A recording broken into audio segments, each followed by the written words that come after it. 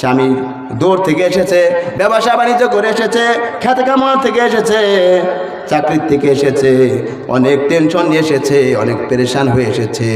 যখন স্ত্রী তার সাথে ভালো ব্যবহার করবে, ঘরে আসার পরে এক গ্লাস পানি ভরে দিবে এবং কি করবে, তার আঁচল দিয়ে অথবা কোনো কাপড় দিয়ে স্বামীর এরকম চেহারার মধ্যে যদি ঘাম থাকে ঘামটা মুছে দেয়, যত টেনশন থাকুক না কেন, যত দুঃখ থাকুক না কেন, যত দুর্দশা থাকুক না কেন, সব ক্লান্তি দূর হয়ে যাবে। সুবহানাল্লাহ। সম্মানিত মা বোনেরা, এই বৈশিষ্ট্য যার মধ্যে থাকবে তার জন্য আল্লাহ রাব্বুল আলামিন কিয়ামতের ময়দানে বেহেশতের 8টি দরজা খুলে দেবেন। বলে সুবহানাল্লাহ। দ্বিতীয় নম্বর বৈশিষ্ট্য হচ্ছে ওয়াইদা গাবা আনহা হাফিজাতুহু।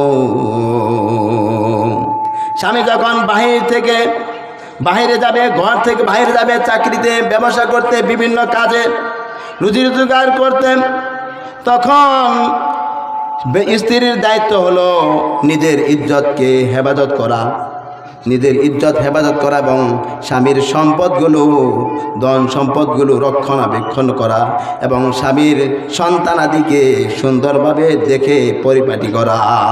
সুবহানাল্লাহ। বুঝতে পারছেন? এক নম্বর গুণ হলো স্বামী যদি স্ত্রীর দিকে তাকায় তাহলে স্বামীকে আনন্দ দিতে হবে, তাহলে ওই মহিলা জান্নাতবাসী হবে, তার জন্য জান্নাতের 8টি দরজা খোলা হবে। দ্বিতীয় বৈশিষ্ট্য, দ্বিতীয় গুণ হচ্ছে যখন স্বামী বাড়ি থেকে বের হয়ে যাবে চাকরিতে, ব্যবসাতে, খেতে কামারে, কোনো কর্মে, তখন কি করবে, তার ওই স্ত্রীর যে ইজ্জত রয়েছে, ঠিক না, ইজ্জতটাকে সংরক্ষণ করবে, হেফাজত করবে, পরপুরুষ যেন সেটাকে স্পর্শ করতে পারে না, দেখতে না পারে এবং কোনো প্রকারের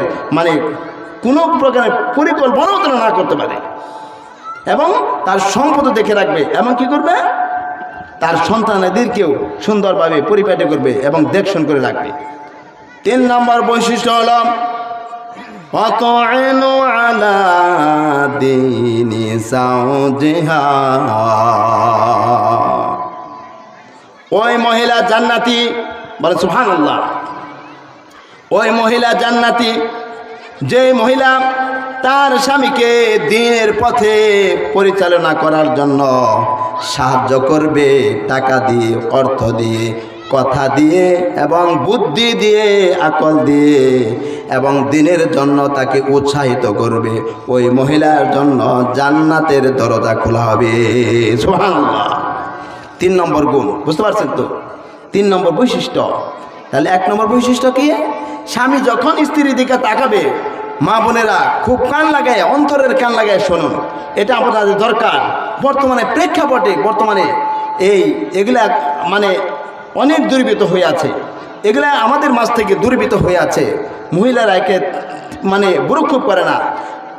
নবী করিম সাল্লাল্লাহু আলাইহি সাল্লাম বলছেন, এই পৃথিবীতে আসমান জমিনের মাঝে কোনো স্ত্রীকে, কোনো মহিলাকে যদি কারো পায়ে কারো সামনে সেজদা করার জন্য মেনু বিহি ওয়া নাতাওয়াক্কালু আলাইহি ওয়া নাউযু বিল্লাহি মিন শুরুরি আনফুসিনা ওয়া মিন সাইয়্যাতি আ'মালিনা মান ইয়াহদিহিল্লাহু ফালা মুদিল্লা লাহু ওয়া মান ইউদ্লিলহু ফালা হাদিয়া লাহু ওয়া নাশহাদু আন লা ইলাহা ইল্লাল্লাহু ওয়াহদাহু লা শারীকা লাহু ওয়া নাশহাদু আন্না সাইয়্যিদানা ওয়া মাওলানা মুহাম্মাদান আবদুহু ওয়া রাসূলুহু আল্লাযী আরসালাহু বিল হাক্কি বাশীরান ওয়া নাযীরা ওয়া দাঈয়ান ইলাল্লাহি বিইذনিহি ওয়া সিরাজান سراجا منيرا فقد قال الله تعالى في كلامه المجيد والفرقانه الحميد أعوذ بالله من الشيطان الرجيم بسم الله الرحمن الرحيم قل للمؤمنين يغضوا من أبصارهم ويحفظوا فروجهم ذلك أزكى لهم إن الله خبير بما يصنعون وقال رسول الله صلى الله عليه وسلم أخلص دينك يخفيك العمل القليل আলহামদুলিল্লাহ সকল প্রশংসা সেই মহান রব্বুল আলামিনের জন্য যে মহান রব্বুল আলামিন আমাদেরকে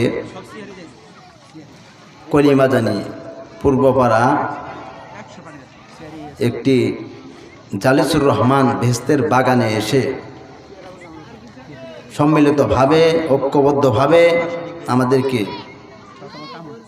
বসার জন্য আসার জন্য কিছু শ্রবণ করার জন্য এবং আমাকে বলার জন্য শক্তি দিলেন। এই জন্য আল্লাহ পাকের দরবারে আমরা সকলেই এক বাক্যে শুকরিয়া আদায় করি, সকল বলেন আলহামদুলিল্লাহ। আরো কৃতজ্ঞতা প্রকাশ করছি যে মহান রব্বুল আলামিন এই পৃথিবীতে অসংখ্য মাখলুকাত সৃষ্টি করেছেন। তার মধ্য থেকে আল্লাহ রাব্বুল আলামিন মানুষকে সর্ব উৎকৃষ্ট জাতি হিসেবে প্রেরণ করেছেন। এই জন্য আবার বলি আলহামদুলিল্লাহ। সম্মানিত হাজিরিন, সময় সংক্ষিপ্ত, এই জন্য আমি ভূমিকায় যাব না। আল্লাহ রাব্বুল আলামিন আমাদেরকে উৎকৃষ্ট জাতি বানিয়েছেন। মানুষ শুধু তাই নয়, মানুষের মধ্যে আল্লাহ রাব্বুল আলামিন বিভিন্ন শ্রেণীতে বিভক্ত করেছেন। হিন্দু, ইহুদি, খ্রিস্টান, নাসারা, বৌদ্ধ, উপজাতি, বিভিন্ন জাতিতে আল্লাহ রাব্বুল আলামিন পরিণত করেছেন।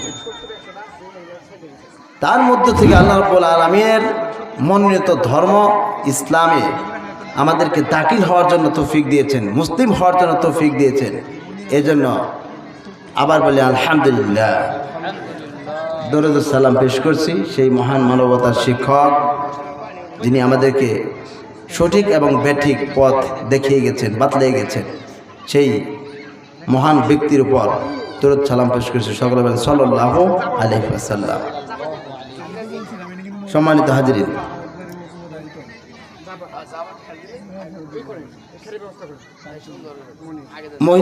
মহিলাদের সম্পর্কে কিছু আলোচনা করব সংক্ষিপ্ত সময়, আল্লাহ তৌফিক দেন। সবচেয়েতে আমাদের নবী, প্রিয় নবী হযরত মুহাম্মদ সাল্লাল্লাহু আলাইহি সাল্লাম সবচেয়েতে বেশি ভালোবাসতেন মেয়েদেরকে, মায়ের জাতকে, স্ত্রীদেরকে।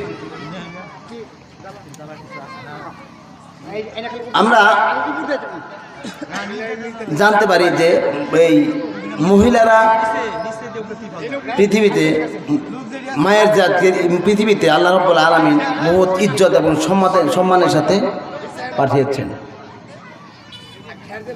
আমরা সেই সম্মানগুলো ধরে রাখার জন্য চেষ্টা করব।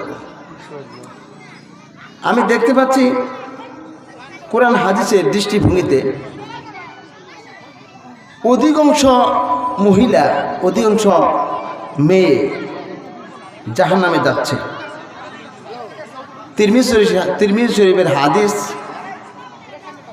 হাদিসের মধ্যে এসেছে যে এই মহিলাটা, এই যে হাদিসের মধ্যে এসেছে, এই হাদিসে 4টি গুণ রয়েছে, 4টি বৈশিষ্ট্য রয়েছে।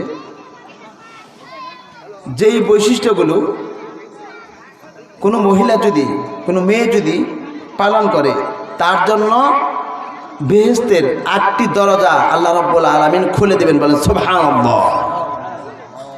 আবার এই হাদিসের বর্ণনা অনুযায়ী 4টি গুণের অধিকারী যদি না হতে পারে, 4টি গুণ বৈশিষ্ট্যের অধিকারী যদি না হতে পারে, তাহলে তার জন্য 8টি বেহেশতের 8টি দরজা বন্ধ হয়ে যাবে, আর দুজকের 7টি দরজা খুলে দেবে, বলেন নাউজুবিল্লাহ। সম্মানিত হাজিরিন, আমরা সেই বৈশিষ্ট্যগুলো দেখব, বৈশিষ্ট্যগুলো বলবো এবং চিন্তা করব এবং আমলে আনব। দেখা যাক এই 4টি বৈশিষ্ট্য কি। 1 নম্বর বৈশিষ্ট্য, আমাদের মায়ের মধ্যে এবং বোনদের মধ্যে, স্ত্রীদের মধ্যে এবং ভাবিদের মধ্যে আছে কিনা সেটাকে আমরা লক্ষ্য করব। আল্লাহর রাসূল বলেছেন, ইলা নাযার ইলাইহা সাররাতুহু।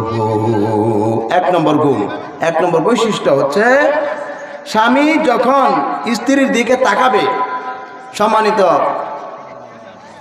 মা ও বোনেরা, আপনারা সকলেই মনোযোগ সহকারে শুনবেন। স্বামী যখন স্ত্রীর দিকে তাকাবে, স্ত্রীর দায়িত্ব হলো স্বামীকে আনন্দ দিবে, কথার মাধ্যমে, বাচনভঙ্গির মাধ্যমে, আচার আচরণের মাধ্যমে এবং আন্তরিকতা এবং ভালোবাসার মাধ্যমে। ভঙ্গি দিয়ে হোক আর ব্যবহার দিয়ে হোক, ভালোবাসা দিয়ে হোক, স্বামী যখন বাহির থেকে আসবে, তার আপনার ভালোবাসা, আপনার এবং ভালোবাসা দিয়ে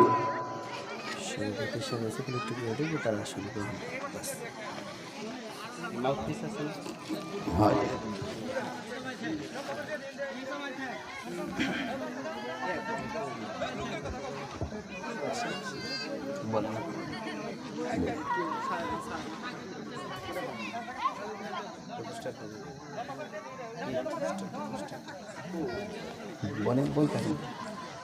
আলহামদুলিল্লাহ, আজকের মাহফিলে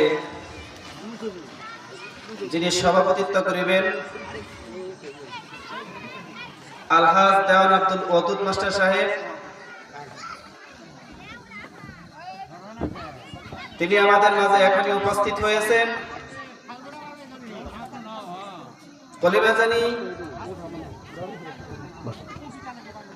উত্তরপাড়া বাইতুল জান্নাত জামে মসজিদ সভাপতি, আজকের এই মাহফিলে তার আসন গ্রহণ করার জন্য আমরা বিশেষভাবে তাকে অনুরোধ জানাচ্ছি।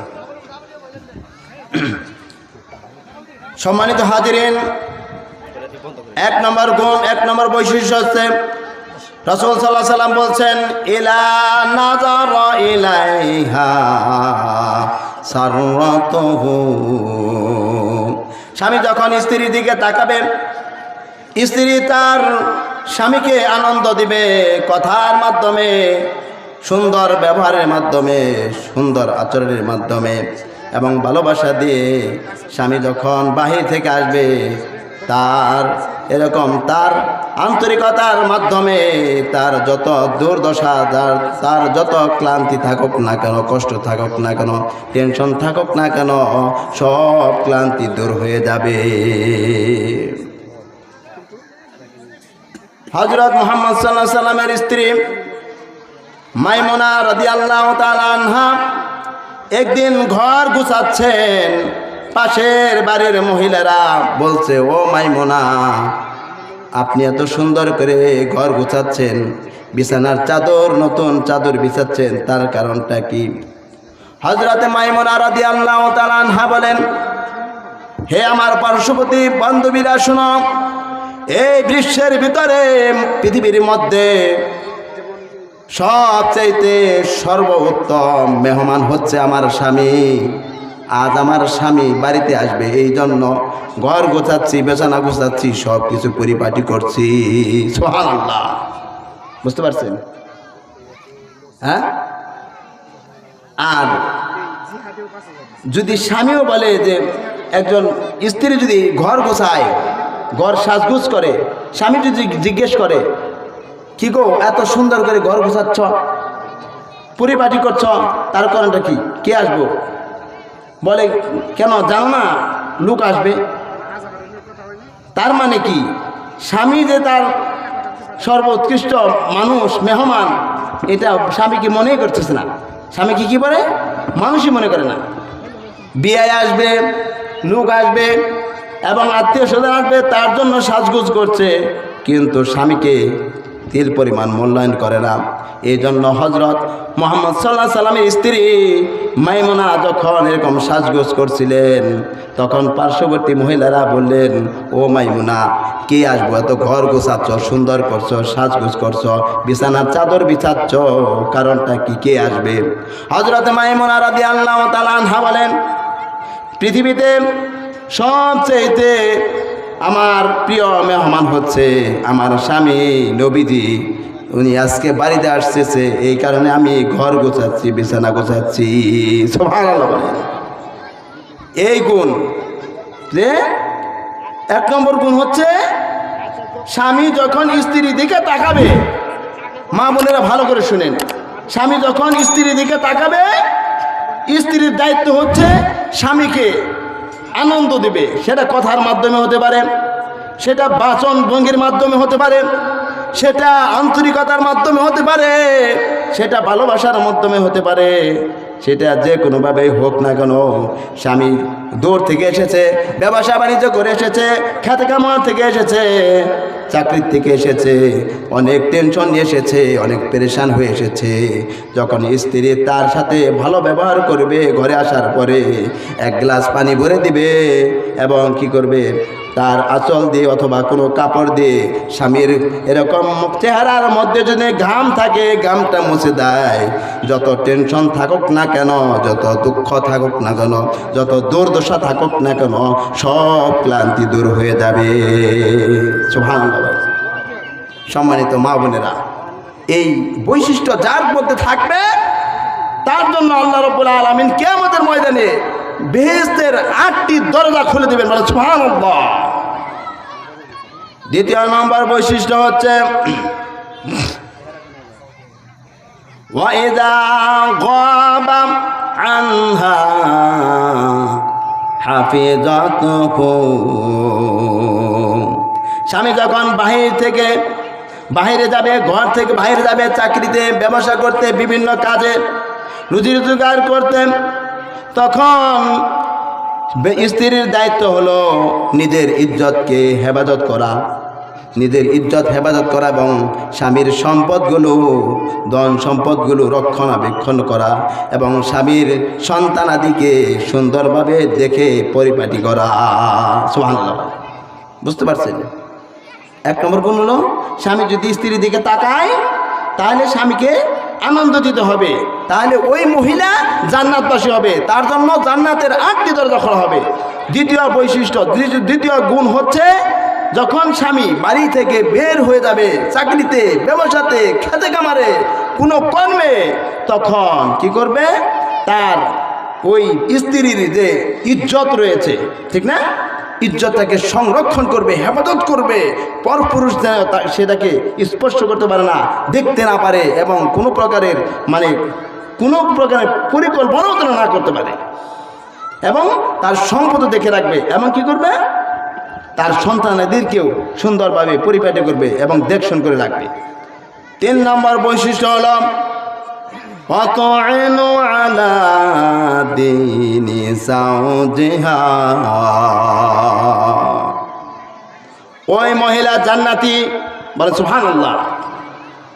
ওই মহিলা জান্নাতি, যে মহিলা তার স্বামীকে দ্বীনের পথে পরিচালনা করার জন্য সাহায্য করবে, টাকা দিয়ে, অর্থ দিয়ে, কথা দিয়ে এবং বুদ্ধি দিয়ে, আকল দিয়ে, এবং দিনের জন্য তাকে উৎসাহিত করবে, ওই মহিলার জন্য জান্নাতের দরজা খোলা হবে।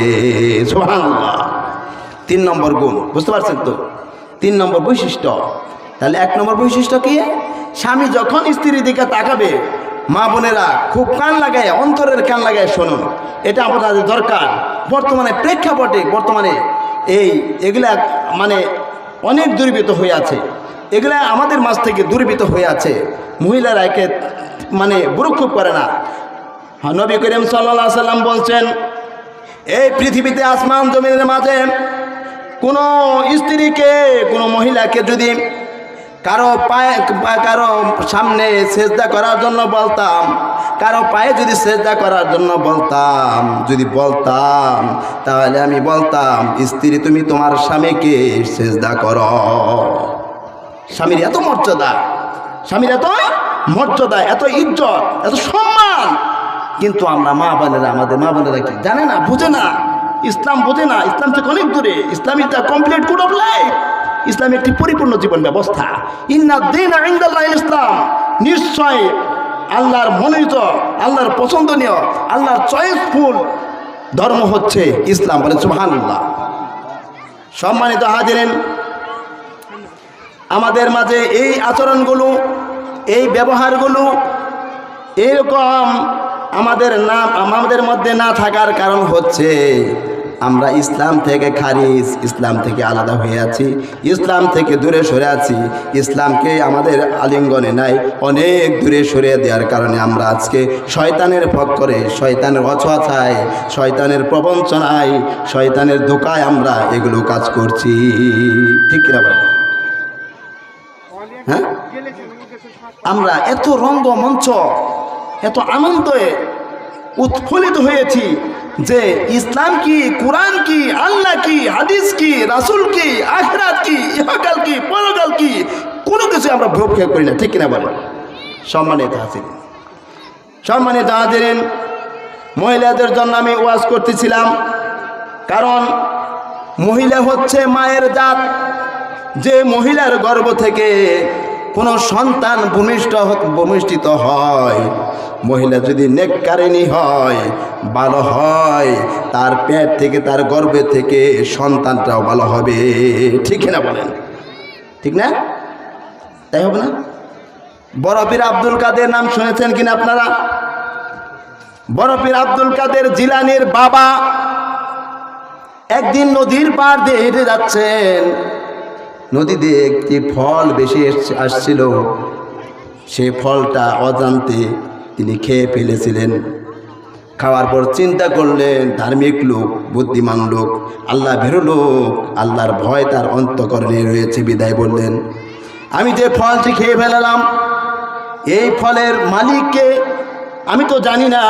কিয়ামতের ময়দানে আমি যে ফলটা খেলাম, এই ফলের জবাব আমি কিভাবে দিব? এই চিন্তা ভাবনা করেন সে নদীর পাড় দিয়ে, নদীর কিনার দিয়ে এসে যাচ্ছিল গাছের তালাশ করতে। এই গাছটা যেখানে, গাছটা মনে হয় নদীর পাড়ে আছে। ঠিক না বলেন? হ্যাঁ, এরকম তালাশ করতে করতে, খুঁজতে খুঁজতে গেলেন, দেখে যে নদীর পাড়ে গাছটা ফলের গাছ। ফলের গাছের মালিককে খুঁজলেন। এই গাছের মালিককে খুঁজলেন। মালিককে বললেন, ও মালিক, গাছের ফলের মালিক, এই গাছের মালিক, আপনার গাছের ফল আমি অজান্তে খেয়ে ফেলেছি, আমার কি শাস্তি হয়? আমি কি করলে আমি মাপ পাবো? আমাকে ক্ষমা করবেন। গাছের মালিক চিন্তা করলেন, সামান্য একটি ফল খেয়েছে তাই এত চিন্তা। এই ছেলেটা অনেক ধার্মিক, এই ছেলেটা আল্লাহওয়ালা, আল্লাহর পাগল, আল্লাহ অর্থাৎ বুজুর্গ। এ ছেলে একটু আটকাইতে হবে। এ ছেলে কি করতে হবে? আটকাইতে হবে। বললেন যে, হ্যাঁ বৎস, তুমি তো আমার গাছের ফল খেয়েছো, আমার কাছে বলো নাই, জিজ্ঞেসও করো নাই, ঠিক না? তাহলে তোমাকে আমি ক্ষমা করে দিতে পারি, তোমাকে আমি ক্ষমা করে দিতে পারি যদি আমার এই ফল গাছের বাগানে 10 বছর গোলামি খাটবা। কয় বছর? 10 বছর। দেখ, অনেক লম্বা ঘটনা, সংক্ষিপ্ত সময়। 10 বছর গোলামি খাটবা। ছেলে রাজি হয়েছে, ঠিক আছে, তারপরে আমাকে মাফ করে দিন, কারণ আমি ফল খেয়েছি, এর জবাব আমি কিয়ামতের দিন কিভাবে দেব? ঠিক আছে, হ্যাঁ 10 বছর গোলামি খাটার পরে এরপরে চিন্তা করলো, এই মালিককে বললো, হে মনিব, গাছের মালিক, আমার তো 10 বছর শেষ হয়ে গেছে, তাহলে আমাকে আজাদ করে দেন, আমাকে মানে মাফ করে দেন, আমাকে ছেড়ে দেন। বলে না, তোমার মানে শাস্তি এখন শেষ হয় নাই, তোমার মানে গোলামি শেষ হয় নাই। কি? আমার একটি মেয়ে আছে, ওই ঘরের ভিতরে রেখেছি। আমার মেয়ে অন্ধ, আমার মেয়ে বুবা, আমার মেয়ে কানা, আমার মেয়ে ল্যাংড়া। এই মেয়েকে তোমার বিবাহ করতে হবে। এই মেয়েকে যদি তুমি বিবাহ করো তাহলে আমি তোমাকে আজাদ করে দিতে পারি, তোমাকে মাফ করে দিতে পারি। গাছের মালিক বলল। চিন্তা করলেন, বৎস ঠিক আছে, তারপরেও আমি মাপ নিয়ে যাব, কারণ কিয়ামতের দিন আমার আল্লাহর কাছে জবাব দিতে হবে, ঠিক কিনা বলেন? হ্যাঁ। পরে কি করলেন? ঠিক আছে, রাজি হইলেন। পরে ঘরের ভিতর গেলেন। ঘরের ভিতর যাওয়ার সাথে সাথে আমার বৎস ছেলেটি দৌড়ায় বের হয়ে আসছে, ও গাছের মালিক, ও ফলের মালিক, বাগানের মালিক, আপনি তো বললেন আপনার মেয়ে কানা, আপনার মেয়ে ল্যাংড়া, আপনার মেয়ে বুবা, আমি তো দেখছি সব চোখ আছে, কথা বলতে পারে, সুন্দর হাত পা, এবং ঘরটা তার নূরের কারণে আলোকিত হয়েছে। সুবহানাল্লাহ। আমি না জানি কত আরেকটা গুনার মধ্যে পড়লাম, পাপের মধ্যে পড়লাম, অপরাধের মতো পড়লাম। বললে না, আমার মেয়ে কানা না, আমার মেয়ে কানা এই জন্য এই চোখ দিয়ে পরপুরুষ দেখে নাই। আমার মেয়ে অন্ধ, কারণ এই চোখ দিয়ে কী কারণে পরপুরুষকে দেখে নাই। আমার মেয়ে বুবা, এই মুখ দিয়ে কী করে নাই, পরপুরুষের সাথে কথা বলে নাই। আমার মেয়ে ল্যাংড়া, এই পা দিয়ে হেঁটে কোনো পুরুষের সামনে যায় নাই। সুবহানাল্লাহ। বুঝতে পারছি? বিবাহ করলো। তারপরে তার ঘরে তার সন্তান হলো বড় পীর আব্দুল কাদের। বলেন সুবহানাল্লাহ। আব্দুল কাদের জিলানী। তাহলে কি মানে ভদ্র মহিলা, নেককারিনী মহিলার পেট থেকেই, গর্ভ থেকেই বড় পীর আব্দুল কাদের জিলানী হয়েছে, ঠিক না? সম্মানিত হাজিরিন,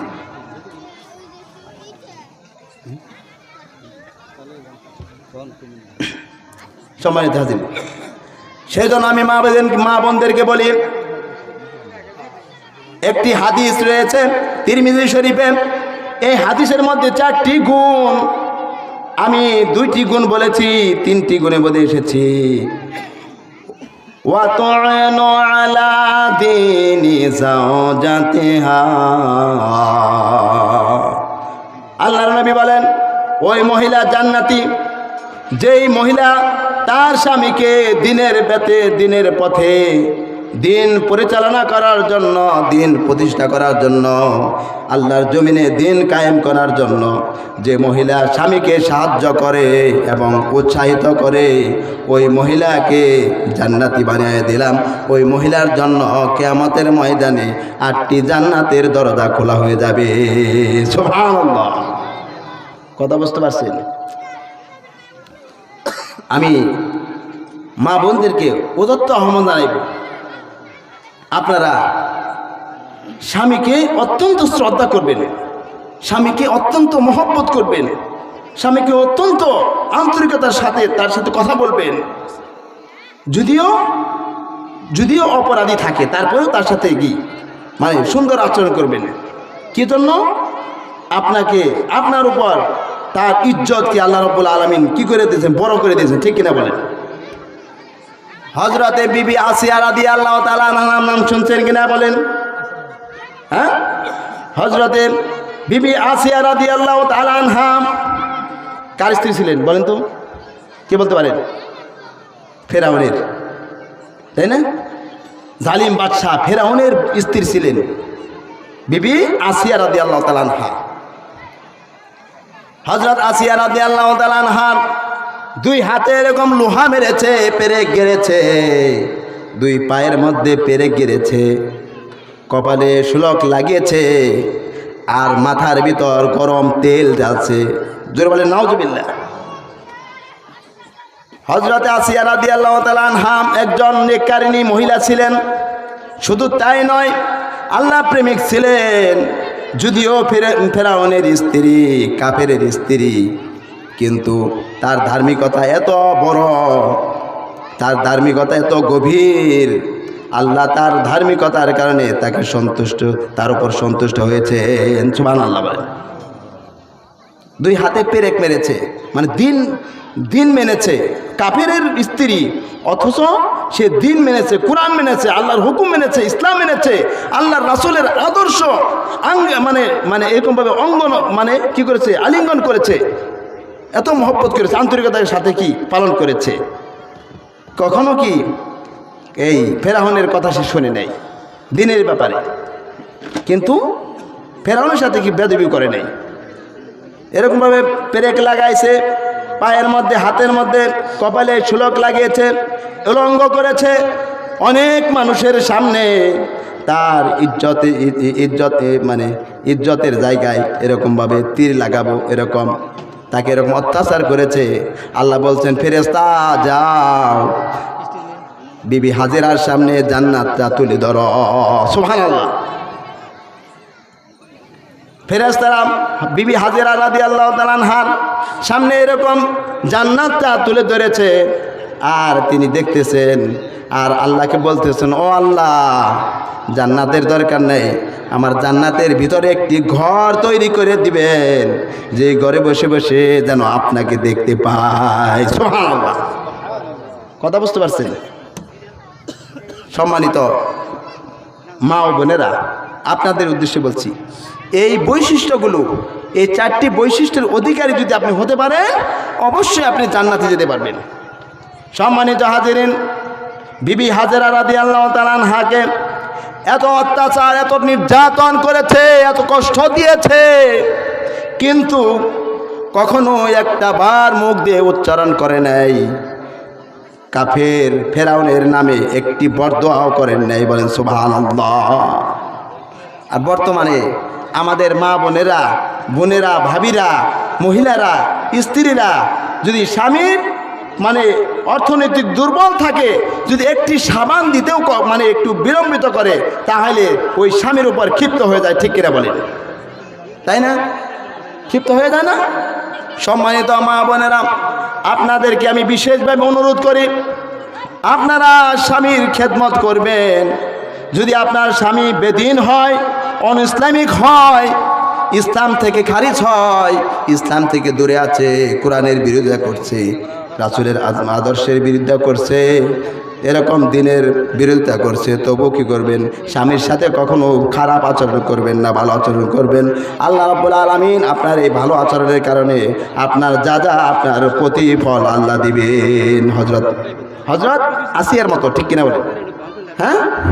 সম্মানিত হাজিরিন, আমার সময় শেষ, অনেক কথা বলার থাকে, কিন্তু সংক্ষিপ্ত সময়ের কারণে কথা বলতে পারছি না।